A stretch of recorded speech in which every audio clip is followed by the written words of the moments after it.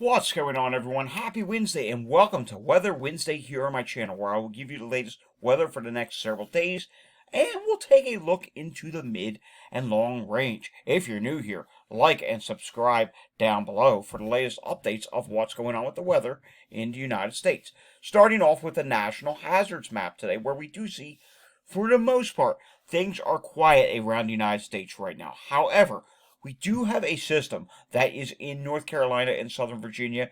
It is providing a little bit of a wintry mix. Yes, some rain, even mixing with some snow on the north side, and there could even be a little bit of freezing rain as well. Let's see what's expected in the Raleigh area with the winter weather advisory from the Weather Service. And we do see here that they are expecting that there could be snow accumulations up to an inch during even a light glaze of ice. So you really want to pay attention if you're in that area. We also note on the hazard maps that in portions of West Virginia and the Laurel Highlands of Pennsylvania, there is a winter storm watch. That's for a system that is going to move through Friday, and that will bring some heavy snow squalls and even some heavy snows in the higher elevation. So that's something we'll have to keep our eyes on. All right, here's the latest radar picture. We do see this system in the southeast. It is bringing some rain across the Florida Panhandle, portions of Georgia, South Carolina, and then in North Carolina, we do have, for the most part, rain, but there could be some mixing on the north side of this system overnight tonight. We do expect this system should eventually clear by tomorrow. Taking a look at what's going on with the satellite picture, there's that system in the east. We do see up here in Canada, we do see this ridge in the western United States that is providing quiet weather in the west coast. Believe it or not, you're actually slightly above normal temperatures, but it's up in Canada that we are going to have to watch as we head towards Friday and the weekend, because I'm telling you, another front's going to come in, and behind it, it is going to be really downright cold in the northeast and the eastern United States. Let's take a look at the power outage map, shall we? Hey, we're below 100,000 power outages in the United States. Still, though, 68,663, and that's because in Mississippi, 27,958 people are without power. Let's take a look at the Weather Prediction Center and see what's expected. And we can see here, there's that system that's down there in the Carolinas that will develop into an area of low pressure, and that will throw back some moisture, even lingering into tomorrow morning, especially along the immediate coastal areas of South Carolina and North Carolina, and eventually that will exit the coast tomorrow evening. But take a look at this. Here it comes, the next front. It is going to enter the east on Friday. And this front is going to mean business. There will be snow squalls. There will even be maybe some areas of light to moderate snow with this system. And you can see here, yeah, poor timing for the 95 corridor. That snow squalls that move through, it could time itself with the Friday afternoon rush hour. Even if it misses there, it's going to impact someone's rush hour on Friday. So that is not going to be good. And behind us, it is going to get really windy because that is going to develop into a low pressure system in the Atlantic, bringing strong winds. And let me show you this. I have to show you this from the European model. Look at the winds that are expected on Saturday morning. Yes, we're talking gusts in the mid-Atlantic region, 40 to 50 miles per hour. And you know what comes with that? Very cold temperatures. Take a look at this. Here are the wind chills for Sunday morning. This is on the European model in the Northeast. Yeah, we're talking wind chills, 20 to 25 degrees below zero. In fact, upstate New York, those are below 30 degrees below zero wind chill values on first thing Sunday morning. That is really seriously cold. Those are some of the coldest wind chills we have seen yet. So yes, this is something we obviously will have to continue to watch. And then as we get deeper into the weekend, we'll keep our eyes on the Pacific Northwest. You can see there, Washington, Oregon, Northern California, Idaho, even Wyoming, and eventually Montana. Yes, you do get a system which will translate to mountain snows. You do need the mountain snows for the ski resorts, but it will be a rather lengthy system, and it's going to continue into the middle of next week. And that system eventually is going to set up a boundary somewhere in the eastern United States, and with that, there'll be multiple disturbances that ride it. It's the final disturbance along that boundary. Come Valentine's Day weekend, we will have to keep our eyes on. All right, taking a look at the next product from the National Weather Service.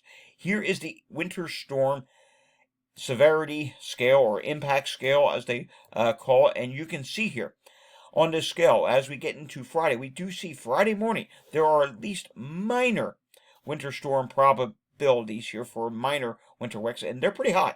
It's 90% there in the mountains, which is why the winter storm watches are up. And then as we advance this later into the day, eventually these probabilities do shift their way to the east. How about moderate impacts? Do we have any moderate impacts? And we do see in the West Virginia mountains, there is at least some indication of a likelihood of moderate impacts, 20 to maybe 30%. So that's something we will have to keep our eyes on. And then as we advance this later on, we will show you the Pacific Northwest. And you can see here, minor impacts do start to enter the picture as we get into Sunday evening, going into Monday and Tuesday of next week. And when we take a look at moderate impacts, yes, there could even be just a small chance of moderate impacts in the highest elevations out in that area. Let's take a look at the NAM model now to time out everything. First off, here's that system in the southeast. You can see that system is going to exit the coast tomorrow. There may be some lingering activity across Cape Hatteras and those areas, but then look behind us. First thing Friday morning. Already, here comes that next front, and this front is really going to mean business. It is going to blow through the Mid-Atlantic region and the Northeast with snow showers, snow squalls. You don't want to be caught under these snow squalls. They'll be heavy. They could drop a quick coating to 2 inches in some places. Temperatures will quickly drop behind it. Any surfaces not treated in the Northeast will freeze. This could linger into portions of New England. There could be what's known as a Norland trough or some sort of an inverted trough that sets up with this coastal low, and some places, maybe around Massachusetts or Rhode Island, could see accumulating snow continue into Saturday. We'll have to keep our eyes on that. And then behind us, there's the winds. Saturday evening, really windy all day Saturday. Power outages are possible in the Northeast. If we do a full video Saturday, I suspect the power outage map will show some power outages in the Northeast. Now, at the end of the NAM, you start to see that system enters the Pacific Northwest. In order to see that, we need to go over to the European. And here we are with the European. We can see here that for the most part, everything is calm on Friday until we get to Saturday morning. And you see on Saturday morning, that system starts to enter the Pacific Northwest. It continues into Sunday, and then another system comes behind it. And eventually, this system does move to the east, and with that, a boundary sets up. Now, during this period of the boundary that sets up somewhere between Interstate 80 and Interstate 70, we'll say, it is going to warm up things in the Northeast. So this cold snap that's coming this weekend, it'll last till about Monday. But by the time we get to Tuesday, things will try to moderate. But, when things try to moderate and you got a boundary, you're talking about warmer advection. So when you're talking about warmer advection, take a look at the Northeast. Yes, there could be the threat, and let's get that back there for a second. There could be the threat on Wednesday that we're talking maybe a little bit of freezing rain in the Northeast on Wednesday. You can see that here on the European model, especially right around New York City is where I'm concerned about that system. But there's a lot of time to track this. It's pretty far out there. And then behind that boundary remains pretty much stalled along that Interstate 70 corridor. And you can see here, multiple waves come. And it's the final wave. Here it is. That's the one we're going to have to watch. I'm not going to advance it any further. I don't believe in showing individual model runs so far out for storm systems that could be bigger. That's why we have to go over to the European ensemble. But first, I do want to show you that moderation and temperatures, and you can see that here. Here comes the real big cold snap over the weekend.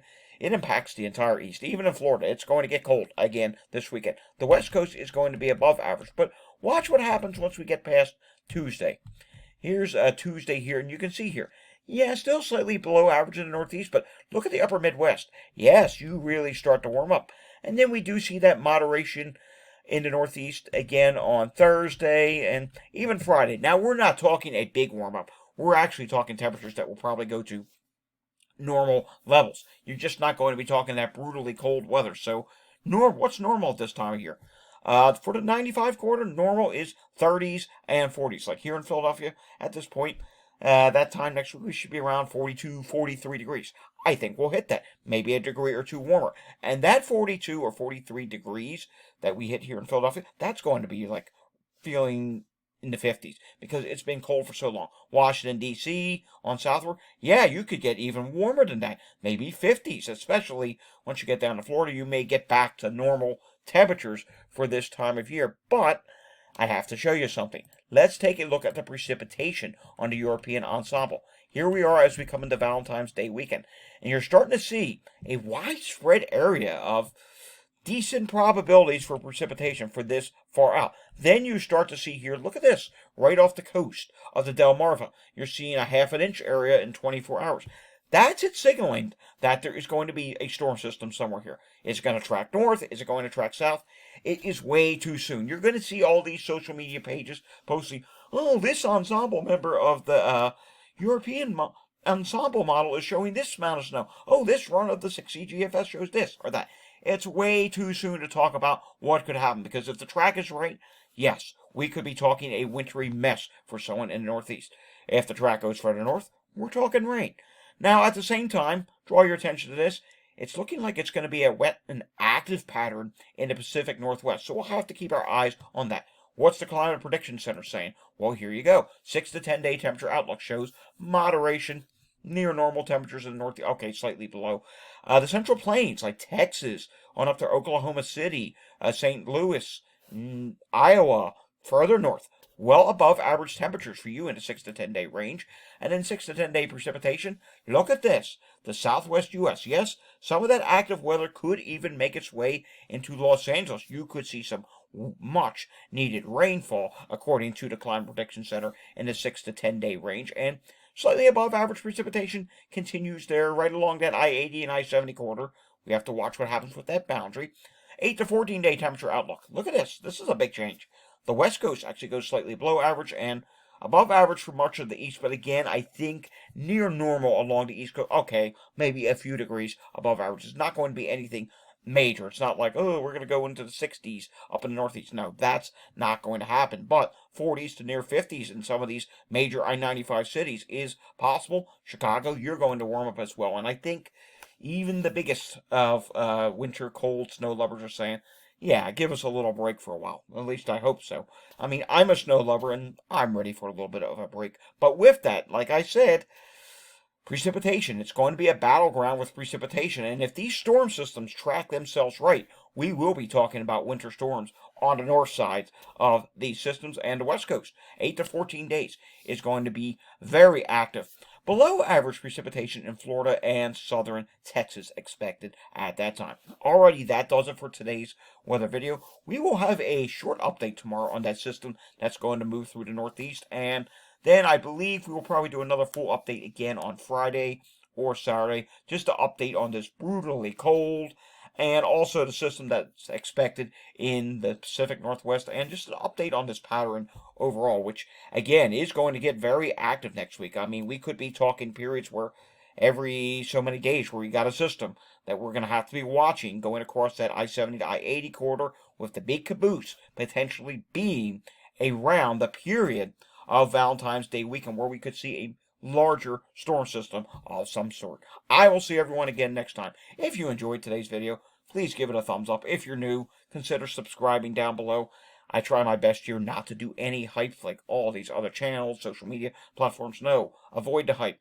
If you want less hype, subscribe here. Leave your comments down below. Share this with anyone you know. Hit the notification bell, and I will see everyone again next time. Thanks for watching.